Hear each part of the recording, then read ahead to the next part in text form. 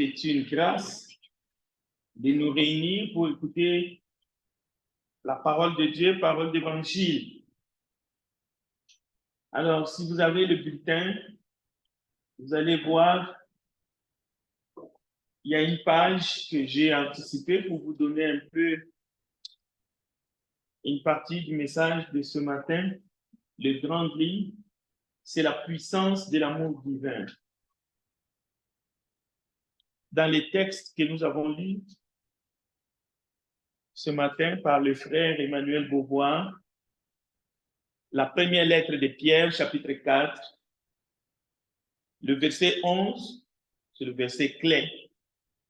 Tout ce qui est dans la partie du texte que nous avons lu, nous pouvons le prendre en considération pour le message de ce matin. Mais le verset clé, je vais les lire encore une fois.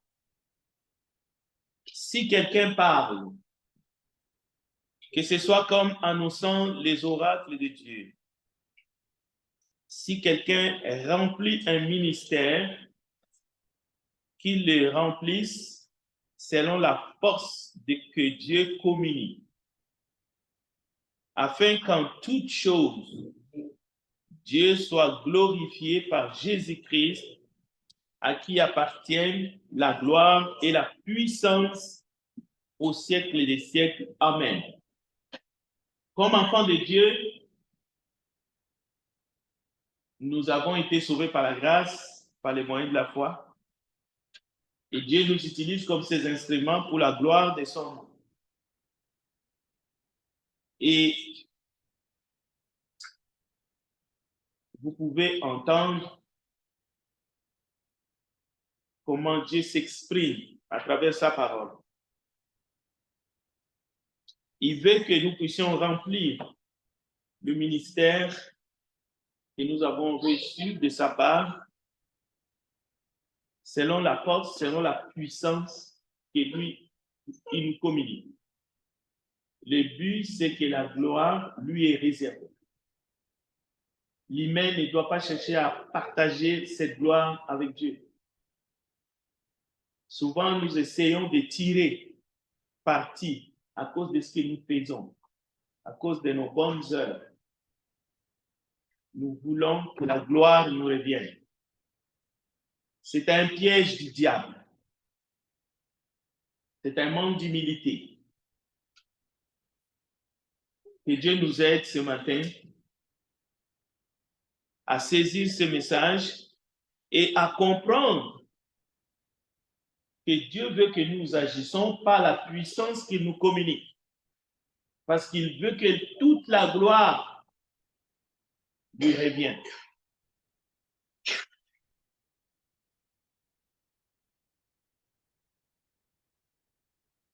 La puissance de l'amour divin, comment l'expliquer? En quelques lignes, vous avez les textes. D'abord, pour comprendre la puissance de l'amour divin, il faut voir Dieu dans ses œuvres. Tout ce que Dieu a fait est parfait.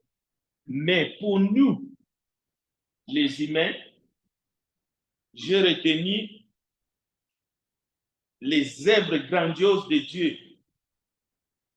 Dans Jean chapitre 3, verset 16, la Bible nous dit, Dieu a tant aimé le monde, Dieu a tellement aimé le monde, qu'il a donné son Fils unique afin que quiconque croit en lui ne périsse point, mais qu'il ait la vie éternelle.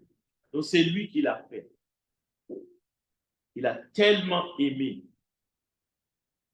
La parole de Dieu nous parle de la puissance du sang de Jésus-Christ. Philippiens chapitre 3, verset. La puissance du sang de Jésus-Christ, nous pouvons le voir dans Apocalypse chapitre 12, verset 11. La Bible dit, ils l'ont vaincu à cause du sang de l'agneau. Mais il y a aussi la puissance de la résurrection de Christ. Ce n'est pas des mots. C'est-à-dire, Dieu a déployé sa puissance pour ressusciter Jésus-Christ d'entre les morts. Et cela a un impact dans la vie de ceux qui croient en Dieu. Écoutez ce que Paul écrit dans Philippiens 3:10. Afin de connaître Christ et la puissance de sa résurrection et la communion de ses souffrances, en devenant conforme à lui dans sa mort, pour parvenir, si je puis, à la résurrection d'entre les morts. Donc, notre résurrection, à la fin, c'est la conséquence de la résurrection de Christ. Bien que, en devenant chrétien, nous passons de la mort à la vie. Mais il y a la puissance du Saint-Esprit que Dieu donne aux disciples déjà en Acte 1:8 pour répandre la bonne nouvelle. Donc, vous ne pouvez pas être témoin, vous ne pouvez pas prêcher l'évangile sans la puissance de l'Esprit. Vous allez être calé dans un monde hostile, dans cette génération perverse, une génération méchante, sans la puissance de l'Esprit, vous ne pouvez pas annoncer, vous ne pouvez pas prêcher l'évangile. Vous allez être un découragé. Vous allez juste commencer à regarder la manière que les gens réagissent lorsqu'ils écoutent le message de l'évangile et vous allez trembler. Vous allez être un bavard dans votre petit coin. Au fait, vous allez être... Au fait, l'esprit qui va vous habiter, c'est l'esprit de timidité. Donc, nous avons besoin de la puissance du Saint-Esprit pour annoncer l'évangile. Quoi qu'il arrive, à toute occasion favorable ou non, quelle que soit la manière que nous serons traités en retour. Mais il y a aussi la puissance de l'évangile. Romains chapitre 1, verset 16. Parce que l'évangile en elle-même, c'est une puissance. Ce n'est pas un message turn, ce n'est pas de l'opium, ce n'est pas une tasse de café. Écoutez, Romains chapitre 1, verset 16. Car je n'ai point honte de l'évangile. C'est une puissance de Dieu pour le salut de quiconque croit, du juif premièrement et du grec. Donc, si vous ne réalisez pas que ce que vous avez entre les mains, ce que vous avez dans votre cœur, les messages de l'évangile, c'est une puissance, alors vous n'allez pas déclencher cette puissance pour que cette puissance puisse sauver. Mais nous avons aussi reçu la puissance de lier et de délier. La vie chrétienne, ce n'est pas une vie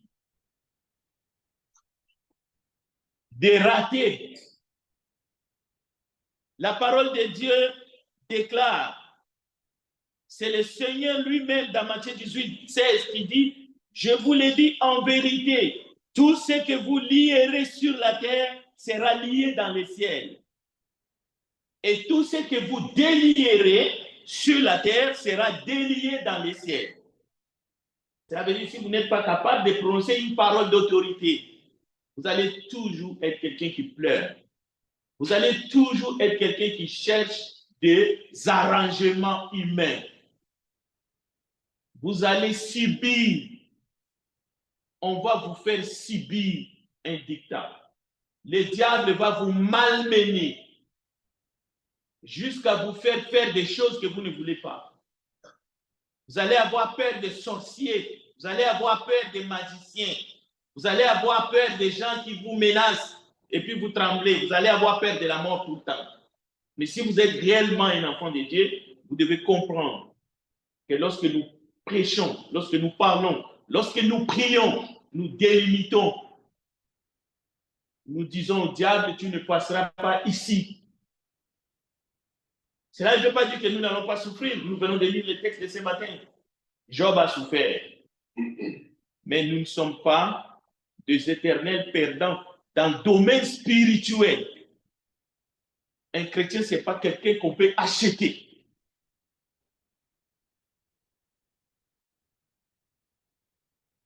La puissance pour la vérité. 2 Corinthiens chapitre 13, verset 8. Car nous n'avons pas de puissance contre la vérité, mais nous n'en avons que pour la vérité. Quelqu'un qui ne comprend pas cela, mais c'est quelqu'un qui est prêt à mentir pour un morceau de pain. C'est quelqu'un qui n'est pas capable de défendre la vérité de Christ. C'est quelqu'un qui ne peut pas se tenir dans la vérité. C'est quelqu'un qui va dire, tout le monde ment, alors je peux mentir aussi. Voilà. Tu es tout sauf chrétien. Et le pire, c'est lorsque tu veux entraîner quelqu'un d'autre à mentir. Si tu peux mentir toi-même, fais-le au moins. Prends les risques pour devenir fils du diable, qui est le père de tous les menteurs. Mais entraîner quelqu'un d'autre à mentir, donc tu deviens le diable toi-même. Donc, non seulement nous avons la puissance pour la vérité, selon 2 Corinthiens 13, verset 8, mais la puissance de Dieu et de son amour nous délivre des ténèbres. Colossiens chapitre 1, verset 12. Rendez grâce au Père qui vous a rendu capable d'avoir part à l'héritage des saints dans la lumière, qui nous a délivrés de la puissance des ténèbres et nous a transportés dans le royaume du Fils de son amour, en qui nous avons la rédemption et la rémission des péchés. Donc c'est une puissance. Ce n'est pas quelque chose qui peut se faire par des moyens. Non, non, non. C'est lui qui les fait. Dieu, avec sa puissance, il nous a fait passer de Satan à Dieu. Acte chapitre 26, verset 17. Je vais m'arrêter ici. Je t'ai choisi du milieu de ce peuple et du milieu de païens vers qui je t'envoie, afin que tu leur ouvres les yeux pour qu'ils passent des ténèbres à la lumière et de la puissance de Satan à Dieu, pour qu'ils reçoivent par la foi en moi le pardon de péché et l'héritage avec les sanctifiés. Donc nous parlons de la puissance de Dieu qui est capable de faire toutes ces choses. Pas la puissance de l'homme. L'homme reçoit. L'homme n'est qu'un objet entre les mains de Dieu. L'homme doit glorifier Dieu. La gloire est à Dieu et à Dieu seul. Mais dans notre monde, aujourd'hui, l'être humain veut être au centre de tout. L'être humain veut. Je vous invite de m'accompagner dans une courte prière pour que nous puissions déclarer les oracles de Dieu. Prions ensemble. Dieu Tout-Puissant, que ton esprit nous aide ce matin à saisir que tu es le grand Dieu des cieux, que tu nous aimes d'un amour infini. Fais que nous puissions refléter cet amour avec puissance pour la gloire de ton nom. Fais que nous puissions accomplir les œuvres que toi seul tu as préparées en avance. Pas pour notre gloire, mais la tienne. Au nom de Jésus, nous avons ainsi prié. Amen. Le premier texte que j'aimerais rapidement regarder avec vous, partager dans ces grands thèmes, Dieu, sa puissance et son amour pour nous, pour les hommes. Jean chapitre 3, verset 16, pour les hommes qu'il a créés, dont vous êtes, dont nous sommes, quels que soient nos péchés. Dans 1 Corinthiens chapitre 13, nous ne lirons pas tous les textes, mais c'est l'hymne à l'amour du Père qui nous enseigne certaines vérités. Écoutez, si je parle dans les langues des hommes et des anges, mais que je n'ai pas l'amour, je suis comme un airain qui résonne. Le mot-clé ici, c'est si je n'ai pas l'amour. Si je n'ai pas l'amour. Je suis ceci, je suis cela. Mais écoutez le verset 3. quand je distribuerai en aliment tous mes biens, notez bien, et que je livrerai mon corps afin que je puisse brûler, mais que je n'ai pas l'amour, cela ne me profite de rien. Alors, après, il y a comme un refrain, l'amour ne fait pas ceci, l'amour ne fait pas cela. L'amour use de longanimité, il est plein de bonté, il n'est pas envieux, l'amour n'est pas envieux. L'amour ne se venge pas. L'amour ne s'enfle pas d'orgueil, ainsi de suite. Il n'agit pas avec inconvénient. Écoutez bien, il ne cherche pas son intérêt. Il ne s'irrite pas, il n'impute pas le mal. Verset clair, il ne se réjouit pas de l'injustice, mais il se réjouit de la vérité. Cela veut dire l'amour se réjouit de la volonté de Jésus-Christ qui est le chemin, la vérité et la vie. Donc, on ne peut pas parler de l'amour dans des histoires de bas étage. On ne peut pas parler de l'amour dans des tricheries, des choses du monde. On ne peut pas parler de l'amour lorsque le mensonge entre en ligne des causes, en ligne de compte. Mais écoutez bien les points ici, c'est le verset 3. Distribuer tous ses biens, même son corps, les livrer pour être brûlé, sans l'amour, cela ne te servira à rien. Cela veut dire distribuer tous ses biens et livrer son corps, ce n'est pas ça l'amour. Mais si on les fait parce qu'on aime, ça peut nous rapporter quelque chose. Maintenant, l'amour, c'est quoi? L'amour, ce n'est pas l'effet de distribuer ses biens. L'amour, ce n'est pas l'effet de donner son corps pour que cela soit brûlé. Non. Si on fait ces choses et qu'on a l'amour divin, on arrive à quelque chose. C'est pour cela le thème, c'est la puissance de l'amour de Dieu. Pas de l'amour des hommes imparfaits. Très important. Donc, sans l'amour véritable de Dieu qu'il déverse dans notre cœur, c'est un don, notre foi ou nos actes, ce n'est qu'une masse qui ne sert à rien. C'est un habit, un tissu souillé par le sang. Cela veut dire qu'on ne peut pas définir l'amour par des actes tout humains, mais qui ne correspondent pas avec la volonté de Dieu. C'est un mensonge du diable. C'est pour cela que vous allez attendre. Oh, il y a des gens qui ne sont pas chrétiens, mais ils sont en train de faire du bien dans le monde. C'est l'ignorance. À ce moment-là, tous les hommes altruistes, au fait, ce sont des dieux. Non, ils ne sont pas des dieux. On peut distribuer ces choses-là. Mais si l'amour véritable, l'amour de 1 Corinthiens chapitre 13, qui est l'amour divin, bon, ce sont des gens qui sont en train de distribuer tous leurs biens, donner leur corps pour être brûlés dans des champs de combat, dans des champs de bataille, mais ça ne leur servira à rien au dernier jour. C'est 0 sur 10. C'est pour cela notre texte nous dit, il faut que la gloire revienne à Dieu.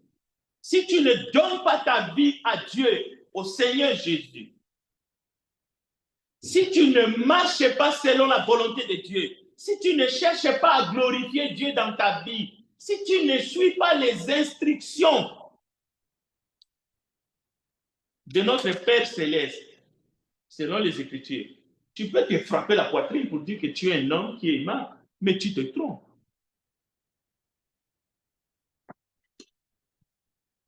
Dieu nous a donné la puissance de marcher sur les scorpions et les serpents. Et aucune puissance de l'ennemi ne peut nous nuire. Maintenant, quand Dieu fait ça, c'est parce que nous avons mérité quelque chose.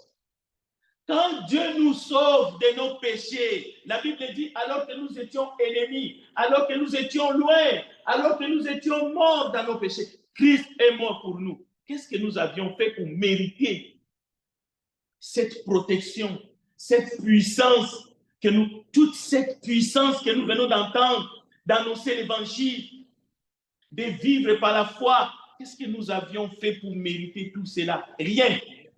C'est par la grâce. Maintenant, la Bible dit, au jour du jugement, avec cette génération, les hommes de Ninive se lèveront au jour du jugement avec cette génération et la condamneront parce qu'ils se repentirent à la prédication de Jonas. Mais voici, il y a ici plus que Jonas. C'est Jésus qui le dit. Cela veut dire, si le cœur ne se repent pas devant Dieu, ce n'est pas ce que nous faisons qui va nous ouvrir la porte du royaume des cieux. Et nous nous repentons de quoi? Sinon des œuvres mortes.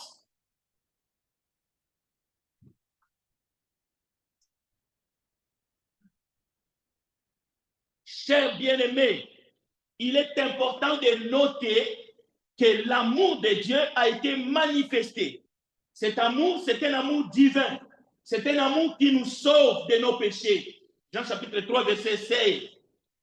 La Bible dit, Dieu nous a aimés les premiers d'un amour pur, d'un amour sans défaut. Pourquoi? Parce que nous sommes son ouvrage ayant été créé en Jésus-Christ pour de bonnes œuvres que Dieu a préparées d'avance afin que nous la pratiquions.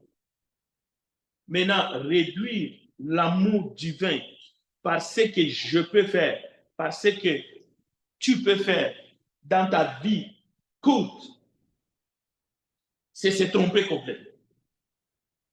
Dieu nous demande de faire de bonnes œuvres qu'il a préparées en avance. Mais ce n'est pas pour cela qu'il nous sauve. Ce n'est pas pour cela. Autrement, c'est le salut par les œuvres. C'est parce que nous avons mérité le salut. Non. Ce qui nous sauve, c'est l'amour divin. Ce qui nous sauve, c'est la miséricorde de Dieu et sa grâce. C'est le sacrifice de Jésus sur la croix du calvaire qui nous sauve. Ce n'est pas ce que nous produisons, parce que vous savez, je suis en train de dire chacun rendra compte devant Dieu.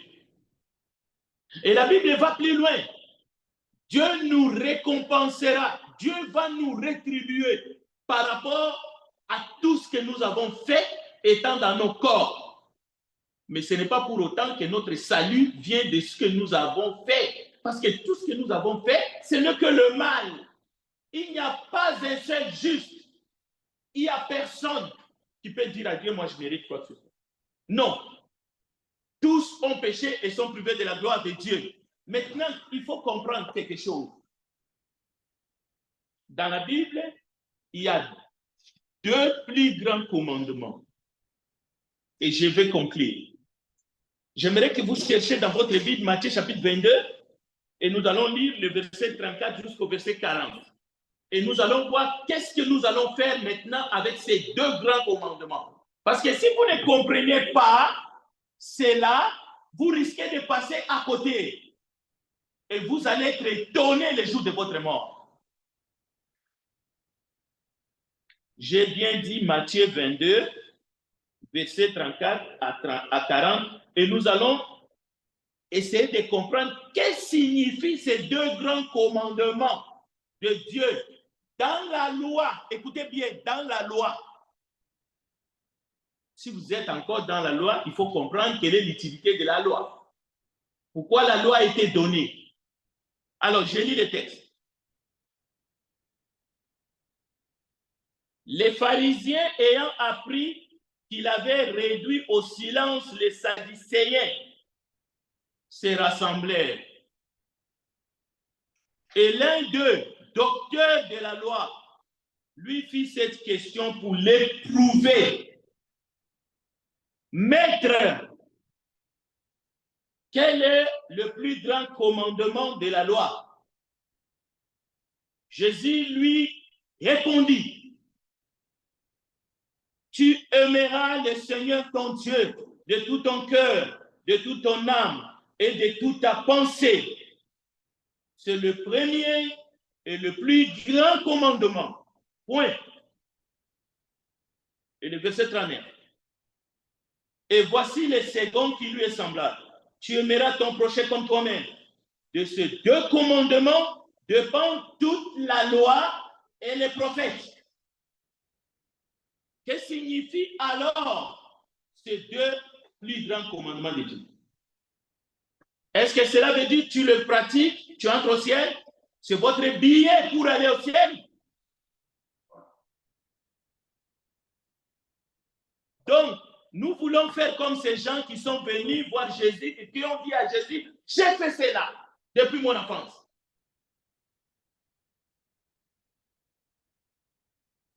Le plus grand de tous les commandements de Dieu dans la loi, et même les seconds, ce n'est pas le plan du salut en Jésus-Christ. À moins que vous ne compreniez plus, vous êtes devenus comme des Galates. Vous voulez être sauvés par la loi?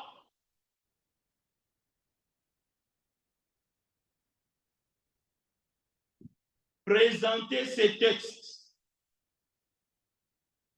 Présentez ces commandements comme les moyens pour mériter l'entrée dans le royaume des cieux est contraire à la doctrine de Jésus-Christ. Les pharisiens et les scribes ont essayé, mais en vain, d'aller vers Dieu en respectant la loi, pas seulement ces deux commandements, mais toute la loi. Mais ils n'ont pas réussi. Mais Jésus est Dieu. Comme les frères nous a enseigné ce matin, Jésus est le Fils de Dieu. Il a existé avant d'entrer dans le ventre de Marie. Lui, le Fils de Dieu, il a quitté le ciel, il est venu nous rejoindre ici-bas sur la terre. Et il a payé le prix de notre rédemption pour que nous puissions être appelés fils de Dieu, pour que nos péchés puissent être pardonnés. Est-ce que vous m'entendez? Est-ce que vous croyez à ce Jésus-là pour que vous puissiez entrer au ciel? Mais ce n'est pas, il faut que vous respectez ces deux commandements. Je ne dis pas que vous ne devriez pas le faire, mais c'est insuffisant. Dieu ne vous acceptera pas. Et d'ailleurs, vous êtes incapable. Il n'y a pas une personne qui peut lever son bout de doigt pour dire que moi j'aime Dieu de tout mon cœur, de toute ma force, de toute ma pensée. C'est faux, c'est un menteur. C'est pour cela que la loi ne pouvait pas nous amener vers Dieu. Il fallait que Jésus vienne. La loi est venue par Moïse, mais la grâce et la vérité est venue par Jésus-Christ. Donc, je suis en train de vous montrer que qu'est-ce que signifie donc aimer Dieu? Qu'est-ce que signifie donc aimer son prochain?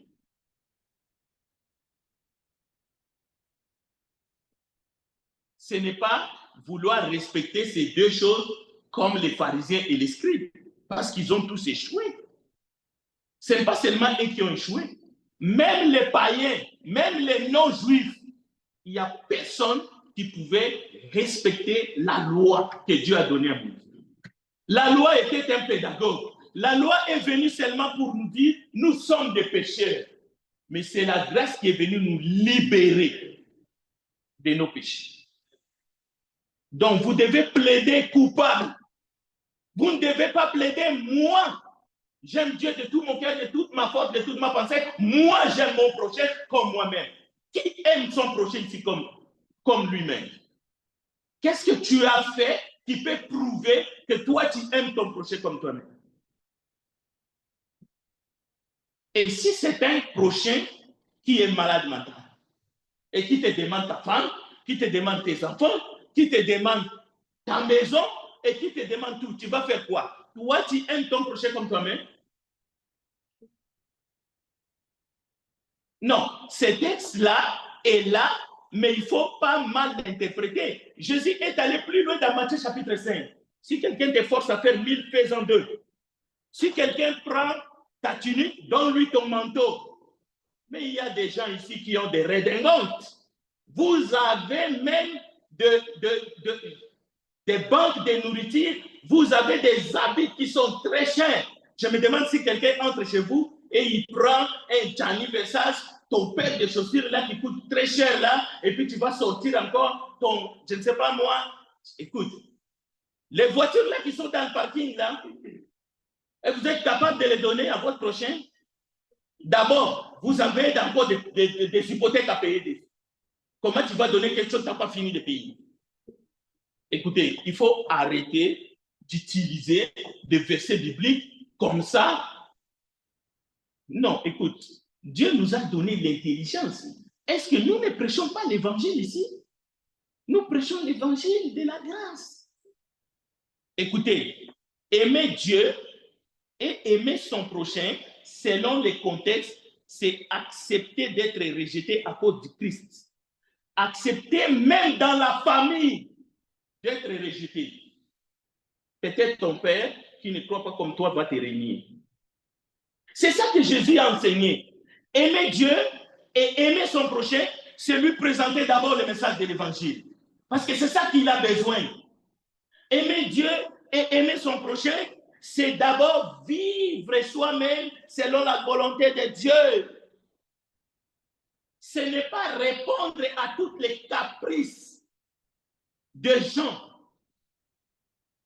Ce n'est pas satisfaire l'humain au détriment de la parole de Dieu.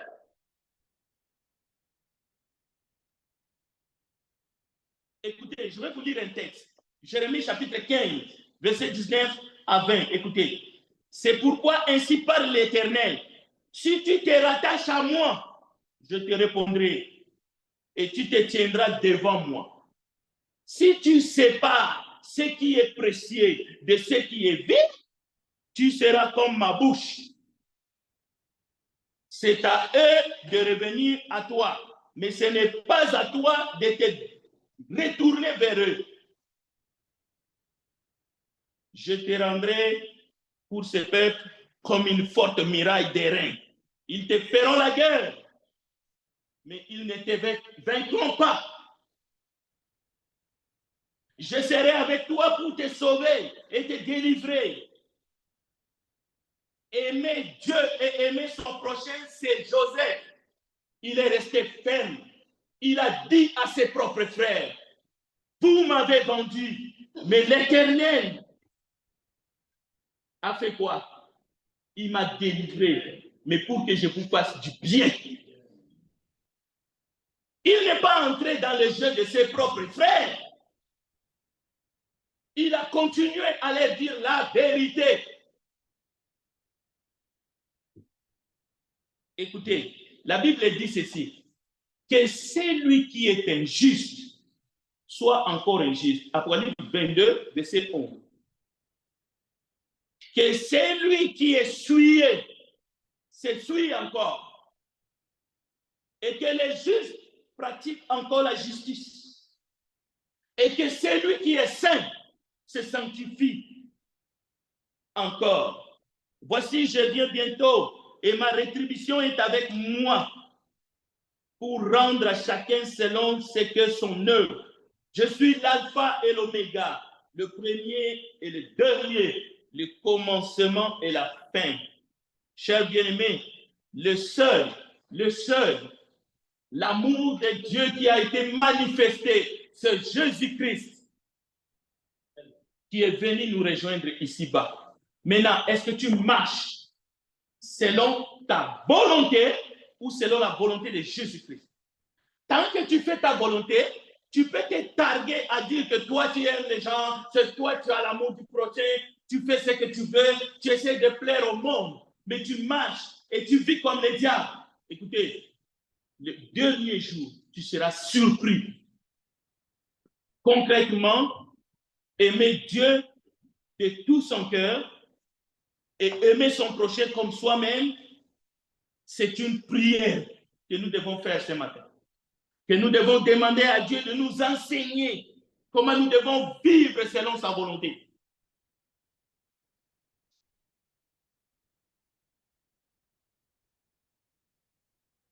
Vous savez, la Bible dit le cœur de l'homme est tortueux par-dessus tout et il est incurable. Malgré que nous avons la Bible, la parole de Dieu, matin, midi, soir, mais nous ne connaissons plus la volonté de Dieu. Nous essayons de confondre la volonté de Dieu avec la volonté des hommes. Nous sommes en train de confondre plaire aux hommes et plaire à Dieu. Nous sommes en train de confondre la vérité et le mensonge. Nous mettons le mensonge aux mêmes dimensions, au même plan qu'est la vérité. Comment nous pouvons être la lumière du monde si nous pratiquons les mensonges? Si nous ne vivons pas selon Dieu? Écoutez, tu peux aider le monde entier, mais en étant juste, en étant dans la vérité, en faisant ce qui est bien devant les hommes et devant Dieu. Est-ce que Dieu t'empêche d'aimer? La Bible nous dit, aimez vos ennemis. Mais aimer vos ennemis, est-ce que ça veut dire qu'il faut faire ce que nos ennemis veulent? Alors que Dieu ne le veut pas? Non. Le dernier texte que je vais lire, c'est dans Matthieu 25, verset 31. Il me reste 5 minutes. N'ouvrez pas la Bible. N'ouvrez pas la Bible, s'il vous plaît. J'ai 5 minutes. Écoutez bien. Le verset 31 de Matthieu 25, vous les connaissez par cœur. Écoutez ça. Lorsque le Fils de l'homme viendra dans sa gloire, avec tous les anges, il s'assiera sur le trône de sa gloire. Toutes les nations seront assemblées devant lui. Il séparera les uns d'avec les autres, comme les brebis séparent les brebis d'avec les boucs. Il mettra les brebis à sa droite et les boucs à sa gauche. Le roi dira à ceux qui sont à sa droite, venez vous qui êtes bénis de mon Père, prenez possession du royaume qui vous a été préparé dès la fondation du monde. J'ai eu faim, car j'ai eu faim. Vous m'avez donné à manger, j'ai eu soif, vous m'avez donné à boire. J'étais étranger, vous m'avez recueilli. J'étais nu et vous m'avez vêtu. J'étais malade et vous m'avez visité. J'étais en prison et vous êtes venus me voir, vous êtes venus vers moi. Les justes lui répondront, Seigneur, quand avons-nous vu avoir faim et t'avons-nous donné à manger, ou avoir soif et t'avons-nous donné à boire? Quand avons-nous vu étranger et t'avons-nous recueilli, ou nu et t'avons-nous vêtu? Quand t'avons vu malade ou en prison et sommes-nous allés vers toi? Quand? Et le roi leur répondra, je vous l'ai dit en vérité, toutes les fois que vous avez fait ces choses à l'un de ces plus petits de mes frères, c'est à moi que vous les avez fait. Mais la question, qui détermine la quantité de nourriture que tu dois apporter à la prison? Ou combien de fois tu dois aller en prison? C'est qui détermine combien de fois tu dois aller visiter les malades à l'hôpital? C'est qui détermine combien de fois tu dois aller voir Joseph Arnaud au centre? C'est qui? Tu dois aller une fois par semaine ou 2 fois par semaine? Ou une fois par mois, une fois par année? Mais c'est ça l'amour du prochain. Mais Dieu n'a pas une calculatrice à la main que personne ne vous culpabilise. Que personne ne vous culpabilise. Que vous n'avez pas l'amour du prochain.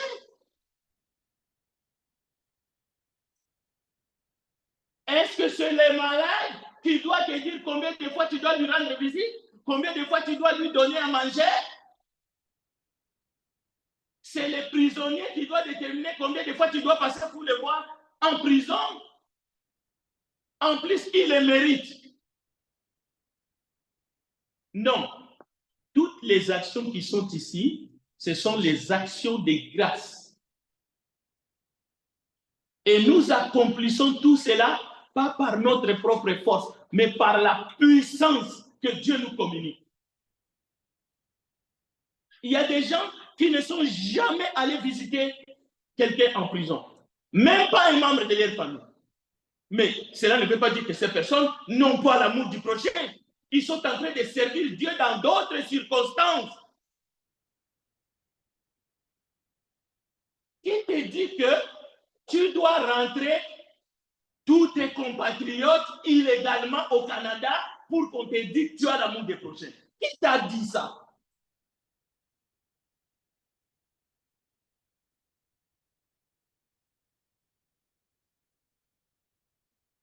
Oui, il y a des pays comme l'Ukraine qui sont en guerre, mais les gens entrent ici en compte-gouttes, mais ils entrent légalement. En Haïti, il y a de la violence. Même la moitié de la population peut venir ici. Le Canada est grand. Mais il faut qu'ils viennent légalement. Mais si quelqu'un peut venir aussi légalement, ça c'est lui. Mais Jésus n'est pas en train de te dire que toi, il faut que tu deviennes pasteur pour que nous, tes frères, on te dit, tu as l'amour du prochain. Ça, c'est le diable dans l'église. Mon ami, prenez donc garde. Si tu es ici, tu es venu, mais ce matin, Dieu te parle. Qu'est-ce qu'il veut? Il veut que tu sois lavé de tes péchés. Il veut que son amour qu'il a manifesté soit déversé dans ton cœur afin que tu puisses faire du bien, que tu puisses persévérer à faire du bien. Mais c'est d'abord ton âme qu'il veut sauver. Et une fois que tu seras sauvé, tu seras capable de sauver les autres et d'accomplir les œuvres que lui, il a préparées en avant. Alors, si tu écoutes sa voix ce matin, n'endurcissez pas votre cœur. Que Dieu vous bénisse. Je laisse notre bien-aimé Nélan nous conduire dans un chant et nous allons prier Dieu pour que sa grâce nous accompagne.